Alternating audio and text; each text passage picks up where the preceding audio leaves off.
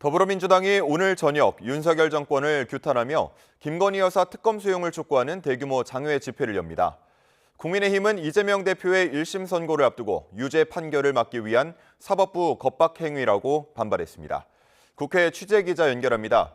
손효정 기자, 야당이 여는 장외 집회 몇 시에 시작됩니까? 네, 민주당은 오늘 저녁 6시 반부터 조국 혁신당과 진보당 등 다른 야당과 함께 서울시청 부근에서 두 번째 장외 집회를 엽니다.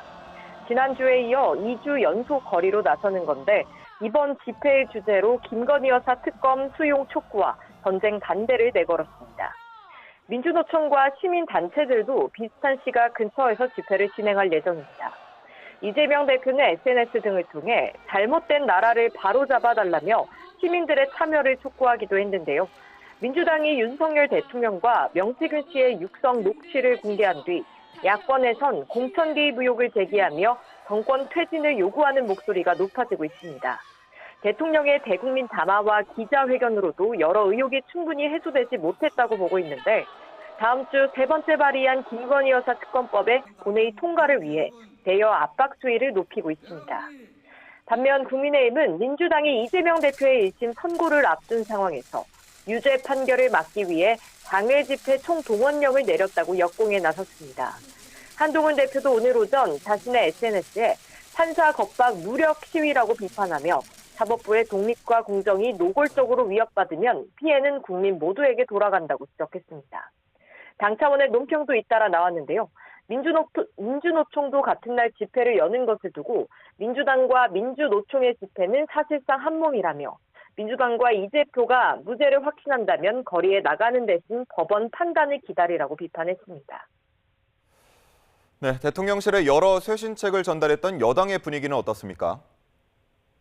일단 윤석열 대통령의 대국민 담화 이후 여당 내에선 공개적인 비판 목소리 최소화 기류가 감지됩니다. 악마화 등 일부 발언이나 사과의 구체성 등에선 아쉬움을 보이면서도 대통령이 직접 사과를 했고 김건희 여사의 활동 자제와 인적 개편 움직임 등 한동훈 대표와 당내 인사들의 요구가 어느 정도 받아들여졌다고 평가하는 분위기입니다. 친한계 일부 인사들은 대통령이 밝힌 쇄신의 수위가 충분하지 않다고 보지만 사여름을 내는 대신 구체적인 조치들을 기다려보겠다는 분위기가 우세합니다. 한동훈 대표도 민심에 맞는 수준으로 구체적으로 속도감 있게 실천하는 것이 중요하다며 짧은 SNS 글을 올린 뒤 관련 추가 메시지는 내놓지 않고 있습니다. 한 대표가 강조해온 특별감찰관 임명 추진 여부도 관심 사안입니다. 추경호 원내대표는 오는 14일 본회의 이전에 의원총회를 여는 방안을 검토하고 있습니다. 이때 특별감찰관에 대한 의원들의 의견을 수렴할 예정인데 북한 인권재단 2차 추천과의 연계 문제도 결론 날 것으로 보입니다. 다만 대통령이 국회에서 특별감찰관 후보를 추천하면 임명 절차를 밟겠다는 뜻을 밝힌 만큼 큰 이견 없이 추진 쪽으로 의견이 모일 거란 관측도 나옵니다. 한 대표와 친한계에서도 특별감찰관 수용을 강하게 요구하고 있는데 이를 통해 야권의 김 여사 특검 공세를 방어하는 데 주력할 것으로 보입니다. 지금까지 국회에서 YTN 손효정입니다.